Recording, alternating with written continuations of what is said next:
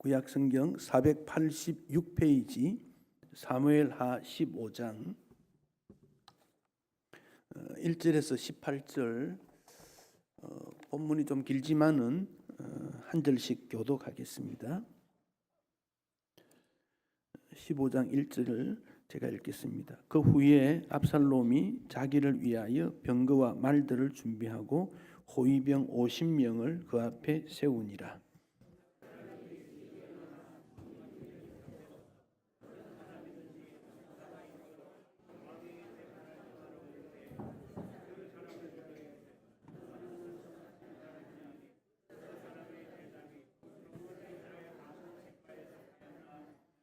압살롬이 그에게 이르기를 보라 네 일이 옳고 바르다마는 네 송사를 들을 사람을 왕께서 세우지 아니하셨다 하고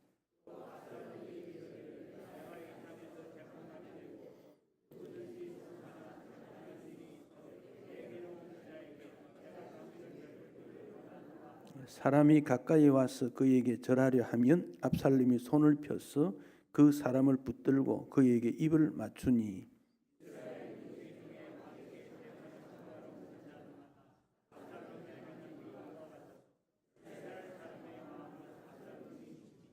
사 년 만에 압살롬이 왕께 아뢰되 내가 여호와께 서원한 것이 있사오니 청하건대 내가 헤브론에 가서 그 서원을 이루게 하소서.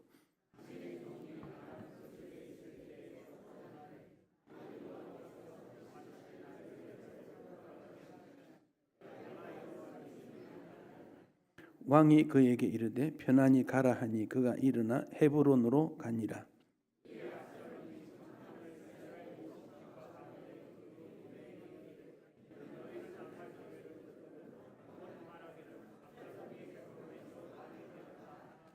그때 청함을 받은 200명이 압살롬과 함께 예루살렘에서부터 헤브론으로 내려갔으니 그들은 압살롬이 꾸민 그 모든 일을 알지 못하고 그저 따라가기만 한 사람들이라.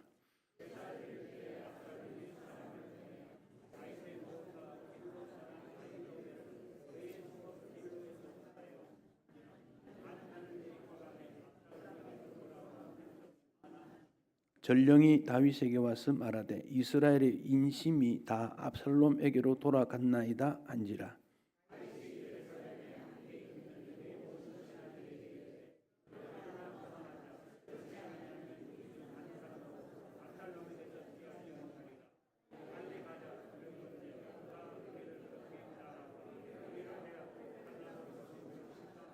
왕의 신하들이 왕께 이르되 우리 주 왕께서 하고자 하시는 대로 우리가 행하리이다.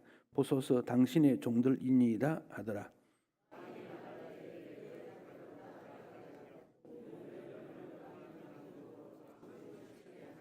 왕이 나가매 모든 백성이 다 따라서 벳메르하게 이르러 멈추어 서니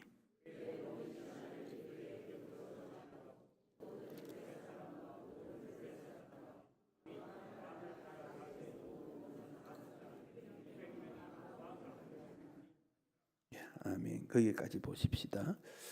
참 오늘 본문은 성경에 없으면 좋겠다 그런 생각이 들 만큼 참 비극적이고 그렇지만 역사적인 사건입니다. 우리 사회에 범죄라는 것이 참 안타까운 일인데 생활이 어려워서 도둑질을 했다 그러면 동정심이라도 가질 수 있지만 그런 범죄가 아닌 정말 악한 범죄는 하지 않으면 안 되는데 그중 하나가 존속살인이라는 게 있지요. 부모가 자녀를 구타하거나 숨지게 하는 일, 거꾸로 자녀가 부모에게 대해서도 정말 없어야 되는 일입니다. 이 참 비극적인 일이고 참 이런 사회가 참 악할 때까지 악한 어떻게 가족이 그렇게 합니까? 그러니까 우리가 미리 자녀들 교육 잘 시켜야 되고 부모를 잘 섬김으로 참 못해줘서 미안하고 못 섬겨서 미안하고 안타까워서 미안하고 이런 마음을 가져야 되는데 나는 할 일 다 했는데 너는 왜 그러느냐. 이런 가정 분위기가 되면 존속 살인이 일어나지 않더라도 그런 가정이 화목하거나 따뜻하거나 들어가고 싶은, 집에 일을 마치면 들어가고 싶은, 안전하고 싶은 그런 가정이 되겠습니까? 참 안타까운 일이라고 생각합니다. 부모의 사랑은 하나님 사랑이 가장 닮은 사랑인데 부모의 사랑이 다시 한번 기억되고, 또 자녀는 순종함으로 인간의 본분을 다하고, 또 그리스도인들은 순종이라는 이 덕목이 가정에서 훈련을 받을 때 거기 아름다운 열매가 맺혀진다는 것 우리가 기억을 해야 되겠습니다. 다윗이 청년 때는 고생을 참 많이 했는데 도망자 시절이 끝나고 왕이 되어 편안할 때 참 안타까운 일들이 일어난 걸 보면 문제가 없는 시기가 더 위기다. 그 점을 생각해야 돼요. 이제 이것도 저것도 다 해결되었구나. 그럴 때 사탄이 찾아온다는 겁니다. 에덴 동산에 먹을 것이 없어서 아담 하와가 범죄했겠습니까? 에덴 동산에 갈등이 있어서 그랬습니까? 편안했다는 거예요. 기뻤다는 거예요. 사탄은 편안할 때도 우리를 향하여 도전해오고 있다. 영적으로 늘 깨어 있어야 되겠습니다. 1절에 보면 그 후에 그랬지요. 그 후에 압살롬이 예루살렘으로 돌아온 이후입니다. 적어도 4년이 지났다 그랬지요. 상당한 시간이 지났다고 볼 수 있지요. 그 압살롬이 뭐 했는가? 1절에 보면 자기를 위하여 병거 말 호위병 50명을 세웠다. 자기를 위하여. 이게 우리의 삶에 있어서 나를 위하여, 이건 우리가 아직까지 좀 검토해야 될 부분입니다. 나를 위하여 무언가를 하겠다. 그러지 마세요. 그러지 않아도 주님은 우리를 위해 다 도와주십니다. 근데 나를 위해서 뭘 훔치고 보관해 놓고 준비를 하고 그럴 필요 없어요. 주님이 다 해주십니다. 우리는 믿음으로 사는 것이지 내가 준비해 사는 거 아닙니다. 자기를 위하여. 압살롬이 머리털을 탁 바람에 날리면서 말을 타고 탁 갑니다. 호위병 50명이 앞에 뒤에 쫙 갑니다. 여러분 어떻게 생각하겠습니까? 말이 탁탁탁탁 말 소리가 나고 마차가 끌고 50명의 건강한 호위병들이 탁 다니고 거기 압살롬이 중심이 되어서 쭉 가고 있습니다. 예루살렘에 있는 사람들이 어떻게 생각하겠습니까? 오, 차기 지도자감이다. 그러지 않겠습니까? 호감이 있을 것입니다. 압살롬은 치밀하게 자기 자신에 대한 준비를 다 했습니다. 그 방법이 2절과 3절에 나와 있는데 2절에 보면 아침 일찍 성문회가 앉아 있습니다.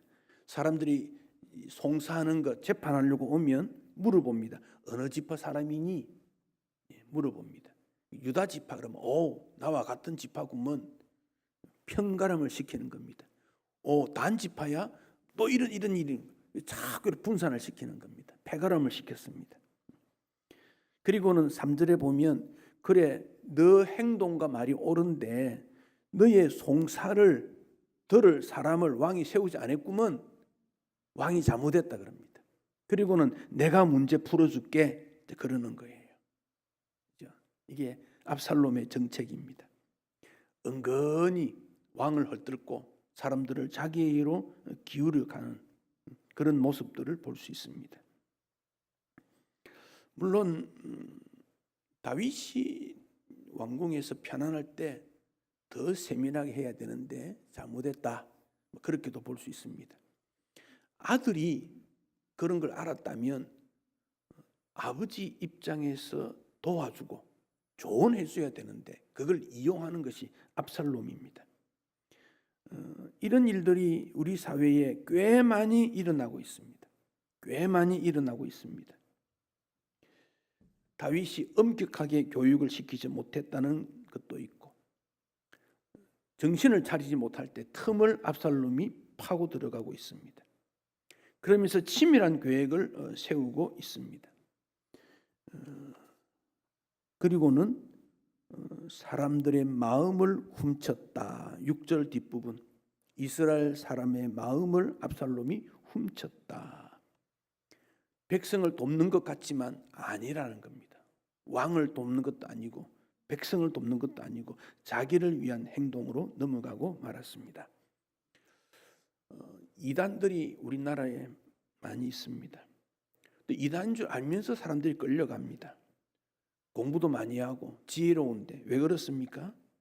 자기 마음을 만져주거나 위로해주거나 그렇지 못했다는 겁니다. 그들은 우리보다 훨씬 더 친절하고 사랑으로 표현한 것 같고 따뜻한 것 같습니다.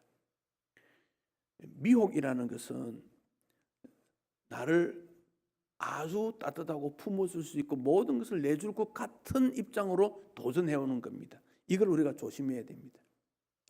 물론 우리가 친절하고 상대방을 이해하고 포용해야 되는데 이게 좀 약한 게 허점이기도 합니다. 이스라엘 백성들의 영적 무지가 압살롬이 빠진 것처럼 오늘날도 이런 경우가 일어날 수 있다 하는 점을 생각해야 됩니다. 영적 분별력은 말씀 앞에, 기도 앞에 서야 돼요. 하나님과 가까이 되고 교회 가까이 돼요. 또한 영적 분별, 영적력은 교회의 목사와 가까워야 돼요. 그렇지 않으면 설교를 자꾸 왜곡해 들을 수 있어요. 부목사든 주일학교에서 가르치든 모든 일에 교육자와의 관계가 틀어지면 설교가 들어오지 않습니다. 구역장이 뭘 가르치는데 그 미운 마음이 들면 하나도 귀에 들어오지 않습니다. 학교 선생님이 싫으면요, 그 학생 공부 못합니다. 그래서 부모는 학생이 학교에 가면 선생님과 사이 좋도록 자꾸 만들잖아요. 학생이 대학 교수와 관계가 틀어지면 그 강의 듣고 싶지 않거든요. 바꾸든지 이래야 되지. 관계가 일어나야 됩니다. 우리는 주님 앞에 이런 일들이 꼭 필요하다는 거 생각하고, 또 성도의 교제라는 것이, 교제라는 이것은 하나님 앞에서의 교제거든요. 무슨 교제를 하겠습니까? 찬양 통해서, 기도를 통해서 영적 교제가 앞서야 되는 거지요. 그래서 이 교제는 나이도 초월할 수 있어요. 친구 관계라는 것이, 영적 친구는 나이도 초월할 수 있고 환경도 초월할 수 있고 정말 진실한 교통의 마음이 오고 가야 돼요. 진실한 마음으로. 형식적인 교제가 되면 안 돼요. 압살롬 같은 위선자보다는 주님만 바라보는 게 나을 수도 있어요. 인간관계로 상처를 너무 받으니까 주님만 바라보게 되는데, 그렇지만은 우리 주님도 제자들로부터 배신을 당했지만 굳건하게 주님의 길을 걸어간 것 아닙니까? 그 점을 우리가 기억해야 됩니다. 7절에 4년 만에 압살롬이 왕에게 나타났다 그랬습니다. 예루살렘은 2년 후에 또 4년 지난 6년 지난 거예요. 다윗하고 사이가 6년 동안 벌어진 거예요. 그러면서 뭐라고 하느냐? 다윗에게 말합니다. 7절에 여호와께 서원한 것 있어서 헤브론에 가서 서원을 갚겠습니다. 이거 거짓말입니다. 이것은 압살롬이 하나님 앞에 어떤 서원을 했다면 서원은 즉시 해야 돼요. 오래 미루면 안 돼요. 여러분, 하나님 앞에 약속한 것 있으면 이거 죽기 전에 하세요. 내가 하나님 앞에 어떤 이렇게 살겠다, 뭐 헌금하겠다, 뭐 하겠다 했으면 그거 이루어야 되지. 그거 오래 놔두면 시간 지나면 갈수록 하긴 안 돼요. 만약에 정 못하면 하나님 이런 약속을 했는데 내가 이런 입장에서 못하겠다, 용서해 주세요. 그래야 돼요. 근데 헛 약속하면 안 되잖아요. 헛 약속하면 그 서원입니다. 서원은 즉각 해내야 되는데 6년이 지났는데 무슨 서원이 있다는 말입니까? 그리고는 헤브론으로 가겠다 그랬습니다. 다윗은 그래 가라 그럽니다. 이것도 다윗의 문제점이 있습니다. 조금 더 물어봐야 됩니다. 무슨 서원이 있니? 왜 헤브론이니? 물어봐야 되는데 그냥 가라 그래요. 왜 헤브론 가겠습니까? 헤브론은 예루살렘에서 남쪽으로 한 20마일 정도, 한 30km 정도 떨어진, 서울 같으면 수원 정도 되겠지요. 근데 그 헤브론에서 무슨 일이 있었느냐 하면, 이전에 다윗이 왕이 되기 전에 유다 백성의 왕이 된 적이 있지요. 그때가 장소가 헤브론입니다. 유다 왕으로 되어 7년 반 다스렸던 곳이 헤브론입니다. 그때 압살롬이 거기서 태어났어요. 사울의 왕권이 무너졌을 때 다윗은 왕이 되지만 유다의 왕이 7년 반 되고 헤브론에서 왕으로 하다가 그 다음 다시 전체 왕이 돼서 예루살렘으로 옮긴 거예요. 헤브론 사람이 어떻겠어요? 다윗 저거 우리 유다 지파인데 7년 반 동안 여기 왕이 있다가 어느 날 예루살렘으로 가버리거든요. 그러면 왕이 있던 도시가 가고 나면 그 도시는 어떻게 되겠습니까? 조금 작아지겠지요. 섭섭한 마음이 들었을 거예요. 압살롬이 지금 뭘 합니까? 지역 감정의 갈등 고리를 일으킵니다. 그러니까 사람들의 심리를 이용하는 거예요. 정치적으로. 서원을 갚겠다. 압살롬은요, 서원 갚겠다는 것까지도 이용합니다. 이스라엘 백성들은 하나님 앞에서 그러면 가장 마음이 무겁고 중심이 되지 않겠습니까? 이것까지도 이용하는 거예요. 이것까지도. 참 안타까운 일이지요. 정치인들이 이제 선거철이도 되는데 자기 목적을 위해서 종교를 이용하는 그런 사람도 있습니다. 정치꾼입니다. 우리가 그런 사람을 볼 때 그를 위해서 기도하고 그럴 때 권면하고 이런 일은 하지만 휩쓸릴 필요는 없습니다. 다른 목적으로도 만나도 마찬가지입니다. 9절에서 다윗이 뭐라고 합니까? 편안히 가라. 그 압살롬의 마음을 모릅니다. 편안히 가라. 기분 좋게 가라 그럽니다. 이때 다윗은 이제 압살롬이 정신을 차렸나 뭐 이렇게 생각했는지도 모르겠어요. 전혀 다윗은 그런 일에 모릅니다. 하나님 이름으로 개인의 이익을 원한다면 그는 결국 망할 수밖에 없는 거죠. 하나님 이용하면 안 됩니다. 교회 이용하면 안 됩니다. 정말 잘못하는 것입니다. 10절에 압살롬이 정탐꾼을 보냅니다. 이스라엘의 모든 지파에게 보냅니다. 왜냐하면 성문에서 재판하면서 다 사람들을 전부 조직한 거예요. 어느 지파에 누가 있다 다 아는 거예요. 그들에게 사람을 보내가지고 나팔 소리가 나거든 압살롬이 헤브론에서 왕이 되었다고 외치라. 다 이렇게 말합니다. 그리고 11절에 예루살렘에서 괜찮은 사람 200명을 초청합니다. 이미 왕으로 왕 선포를 하려고 완벽한 준비를 다 한 겁니다. 그러면 헤브론 사람들이 어떻게 합니까? 각 지파에서 대표들이 왔고 압살롬이 왕이다 말하고 200명이 예루살렘에서 지명이 있는 그 사람이 왔다면 이들은 이제 압살롬의 왕이 되는 일에 동참하는 자가 되고, 만약 그들 중에 나는 이거 잘못 왔다 돌아가겠다 그러면 인질이 됩니다. 그러니까 11절 뒷부분에 그들은 잘 모르고 그냥 따라가기만 한 사람들이다 그랬어요. 우리가 대중들이 모여 있는 곳 있지요. 시위도 하고 하는데 그 가는 것도 참 신경 써야 돼요. 그냥 따라가가지고 어쩔 수 없이 꿰이는 경우 있는 거예요. 왜 가는지 분명히 알아야지요. 사람들 가니까 따라간다고 좋은 거 아니에요. 헤브론 사람들이 보니까 어느 날 압살롬이 오는 거예요. 호위병 50명 대동해가지고 거기다가 예루살렘에서 200명이 오는 거예요. 그러니까 헤브론 사람 생각할 때 다윗 시대가 끝이 나고 압살롬 시대가 시작되는구나. 사람들은 다 그렇게 생각하는 거예요. 12절에 보면 또 하나 사건이 일어나는데 아히도벨을 오라 그럽니다. 아히도벨.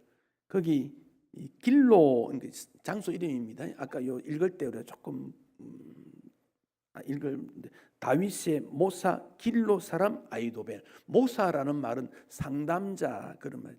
왕과 함께 정치도 논하고 지혜도 구했던 아히노벨인데 이 아히도벨이 원래 다윗에게 있었어요. 그런데 아히도벨이 누구냐면 밧세바 기억나지요? 밧세바의 아버지의 아버지입니다. 그러니까 밧세바의 외할아버지입니다. 외할아버지. 그게 아히도벨입니다. 이 아히도벨이 아주 지혜로운 좋은 자였는데 밧세바 사건 때문에 다윗을 떠나서 길로에 간 거예요. 길로 가면 고향이었던 것 같아요. 떠나 있었습니다. 그 아히도벨을 초청합니다. 아히도벨은 고향 길로에 있으면서 이제 다윗을 떠났는데 이 아히도벨이 왔다는 것은 다윗의 가장 조언을 잘했던 사람이 떠나서 압살롬으로 갔다는 거예요. 압살롬 군인도 있지요. 200명 귀인이 있지요. 아히도벨 데리고 왔습니다. 12절 뒷부분에 반역하는 일이 커가매 압살롬에게로 돌아오는 백성이 점점 많아졌다. 헤브론이 이 압살롬이 헤브론 가서 서원한 거 갚겠다 해놓고 실제로는 반역하는 것이 되고 말았다는 것이 분명히 드러나게 되어졌습니다. 여러분, 우리가 어떤 일을 할 때 이 압살롬과 같은 행동, 거기에 휩쓸릴 수도 있다는 걸 생각해야 돼요. 하나님과 늘 교제하지 못하면 잘못된 일에도 휩쓸릴 수 있는 거예요. 휩쓸릴 수 있다. 제가 고등학교 3학년 때 학교를 이동했어요. 공립인데 이동했는데 해양대학교가 섬으로 가고 그 자리로 갔어요. 근데 그 학교 담이 바로 바닷가입니다. 울타리가 없어요. 그러다가 토요일 날 어떤 친구가 축구를 하다가 공이 바다에 빠져버렸어요. 근데 이 친구가 굉장히 공부를 잘했어요. 성의 자어도 갖고. 근데 집이 가난했어요. 축구공 끈지로 바다에 들어갔다가 죽어버렸어요. 토요일 오후에 학생들 몇이 모여 축구를 하고 거기 당직 선생님이 있었지요. 그 소식을 듣고 뛰어오니까 이미 파도가 높아가지고 공은 자꾸 떠내려가는데 한 명 친구들이 구할로 뛰더라가 선생님이 말린 거예요. 가면 안 된다. 그래가 아이가 죽었어요. 그 다음 주 이제 월요일 저녁 학교가 막 난리가 났지요. 소상집입니다. 그러면서 학생들이 이거는 교육청에 가서 시위해야 된다. 왜냐? 담도 안 해준 학교에서 울타리가 없는 학교에 공부를 시킨 것은 교육청 잘못이다. 그러니까 학생들이 와 그렇다 이렇게 된 거예요. 그래서 교육청으로 학생들이 전부 다 갔어요. 가가지고 뭐 시위를 하고 난리가 난 거예요. 근데 그때 우리나라 시국이 그 유경수 여사가 죽고 난 그 다음 해거든요. 그러니까 굉장히 어수선한 때거든요, 시국이. 그러니까 그 정부에서 볼 때는 이 학생들이 그냥 데모하는 거다 이렇게 된 거예요. 그래서 데모한 학생들 다 잡아간 거예요. 저도 잡혀가게 됐어요. 그런데 그때 제가 몸이 아파가 병원에 입원을 했어요. 그때 입원해가지고 한 병원에 한 2달 있다가 한 달, 3개월 만에 학교 갔는데 저는 병원 입원한 것 때문에 안 끌려갔어요. 안 그랬으면 갔을 거예요. 그 다음에 이제 가을이 되고 이제 겨울이 되고 평가를 해봅니다. 과연 우리 고등학생들이 그런 일을 꼭 해야 됐었는가 평가를 해보는 겁니다. 그런 일은 선생님들이 책임지고 해야 될 일이 아닌가. 어쩌면 우리가 좀 흥분될 수도 있어요. 그러다 보니까 이거 우수선하고 뭐 시간이 지나고 이렇게 됐는데 지금 제가 돌아보면 사람들이 어떤 일에 대해서 시위하는 게 지금 한국에도 굉장히 많아요. 노소 문제 또 무슨 직능 단체들 있을 때 아마 여기 계신 분들도 또 거기에 소속되어 있을 때 그런 일이 부딪히게 될 수도 있어요. 그럴 때 굉장히 지혜로워야 돼요. 지혜로워야 돼요. 압살롬의 경우를 보면 과연 그 일을 알았냐 몰랐다는 거예요. 모르는데 그냥 휩쓸려 가가지고 형편없는 일이 이루어지게 된 그런 경우예요. 이때 다윗이 어떻게 하느냐 하는 게 13절 이하 내용입니다. 다윗이 그 사실을 압니다. 압살롬에게 이스라엘 사람들의 마음이 갔다. 14절에 다윗이 뭐라고 합니까? 도망가자 그럽니다. 도망가자. 자, 여기 다윗이 도망가자 한 이유가 뭘까? 첫째 이유는 하나님의 심판이다. 그는 판단했습니다. 나단 선지자를 통해서 나에게 주어졌던 일이다. 또 다윗이 싸울 수 있습니다. 아직까지 다윗은 왕입니다. 장군도 많습니다. 압살롬이 준비했지만 그 정도 싸워 이길 수 있습니다. 근데 다윗은 포기합니다. 왜? 그는 다윗의 아들이었기 때문에 아들을 죽이고 싶지 않습니다. 압살롬은 왕이 다윗이 모르도록 진행했습니다. 다윗에게 있던 귀한 사람들이 압살롬을 갔습니다. 아히도벨도 갔습니다. 이럴 때 다윗은 이것은 잠시 피하고 다시 하나님의 은혜를 구해야 되는구나 판단하게 된 겁니다. 굉장히 중요한 판단입니다. 부딪히지 않습니다. 여러분, 교회 일에 있어서 충돌 자체가 문제가 아니라 사탄이 그것을 이용한다는 걸 알아야 됩니다. 지도자들끼리 충돌될 때 있습니다. 노회, 총회 많습니다. 우리 한국 교회 그 충돌이 어떤 결과가 나타났는가? 유익된 것 없습니다. 잠시 물러나서 과연 하나님은 뭘 원하실까? 그 뜻을 찾고 그 다음에 행동해야 되지.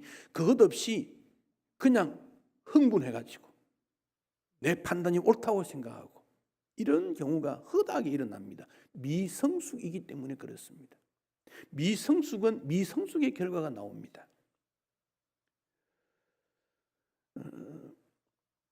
16절에 보면 후궁 10명을 남겨놓지요. 여기 사무엘하 12장 11절에 보면 나단 선지자가 다윗이 범죄했을 때 너 집에 재앙이 일어난다 하고 아내를 빼앗기고 백주에 동침당하는 일이 생긴다. 나단 선지자가 말하는 그게 다윗이 생각도 못하고 이게 결국 그렇게 연결된다는 것을 생각하게 됩니다. 참 안타까운 일이지요. 17절 왕이 떠납니다. 나가매 모든 백성이 따라 나갔다. 벳메르학이라는 말은 멀리 있는 궁궐 다윗의 그 별장입니다. 별궁입니다. 그곳으로 떠나게 됩니다. 근데 누가 따라가느냐? 18절을 보십시오. 모든 신하들 그랬는데 모두는 아니죠. 근데 밑에 보면 그렛 사람, 블랙 사람, 가드에서 온 가드 사람 600명 그랬죠. 자, 이들이 누굴까요? 원래 이들은 다윗에게 적국이었습니다. 대적자였습니다. 그런데 다윗이 위기에 처했을 때 블레셋 출신들의 용병, 원수였던 나라의 사람들은 다윗 편에 듭니다. 그만큼 다윗이 인격적 이은 사람이었다, 지도자였다는 것을 보여줍니다.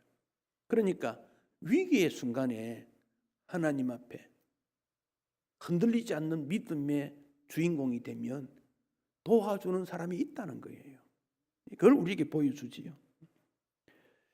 압살롬은 외모나 실력에서 뛰어났지만은 그러나 도덕적으로 흠이 많은 사람입니다. 아버지가 바보 같고 어리석지만 사실은 압살롬의 나이 때 다윗은 훨씬 더 뛰어난 사람입니다. 다윗이 압살롬을 죽일 일이 여러 번 있었지만 살려 주었습니다. 그런데 압살롬은 그것을 깨달지 못합니다. 하나님이 허락하신 다윗 권위에 대한 압살롬의 반역은 자신만만했습니다. 외모가 뛰어났습니다. 지혜로웠습니다. 사람들이 그를 최고로 여겼다고 생각합니다. 그런데 결과는 아니었다는 겁니다. 어쩌면은 성공 확률이 굉장히 높은 압살롬의 반론이지만은 하나님의 은혜가 임하지 않았을 때 그는 실패할 수밖에 없다. 즉 다윗은 하나님의 은혜를 구했지만 압살롬은 하나님의 은혜를 구하지 않았다. 이게 두 사람의 차이점입니다. 압살롬 주변에 엘리트가 많았습니다. 그런데 그들은 이용하는 사람들 뿐입니다. 다윗과 함께한 사람들이 다윗이요, 싸웁시다. 압살롬 좀 밉지만은 제거합시다. 압살롬 함께한 군사들 제거합시다. 그렇게 말할 수도 있습니다. 왕이여, 명령만 하시면 군사를 동원해서 싸울게요. 그렇게 말할 수 있습니다. 그런데 다윗은 아니야. 피해야 돼. 부딪히면 안 돼. 이게 다윗의 지혜입니다. 인간이 아무리 계획을 잘해도 하나님이 원치 아니하면 그 계획은 무너질 수 없기 때문에 우리는 하나님의 은혜를 날마다 구해야 되고 자신을 과대평가하면 안 됩니다. 나를 주님이 이렇게 사용한 것은 주님의 전적인 은혜였습니다. 감사해야지요. 더 겸손한 마음으로 압살롬이 아버지에게 와서 아버지, 내가 오해했어요. 이런 마음이었는데 왜 내 마음 몰라줍니까? 그렇게 했다면 압살롬은 그 다음 왕이 됐을지도 몰라요. 압살롬은 전혀 그렇지 못했습니다. 그는 자기 중심이었고 자기 계획이었고 자기가 높아야 되고 그는 결국 무너져가는 뛰어난 인물이었지만 하나님의 은혜를 구하지 못한 그가 압살롬입니다. 사랑하는 성도 여러분, 우리는 이 사실이 왜 성경에 기록되었을까? 그 점을 깊이 생각하고 주님이 원하시는 바가 뭘까? 또 주의 뜻이 무엇인지를 찾아야 됩니다. 주님이 원하시는 게 분명히 있지 않겠습니까? 여러분 개인을 향한 주님의 뜻이 있을 겁니다. 어떤 목적이 있습니다. 그것이 주님의 뜻인가 물어봐야 됩니다. 내 자존심, 내 주장 그게 아닙니다. 주님의 뜻이 무엇인가? 그럴 때 그가 주님이 높여주면 더 높아져요. 내가 높아지려고 높아지지 않습니다. 주님이 높여줄 때 높아지는 거지요.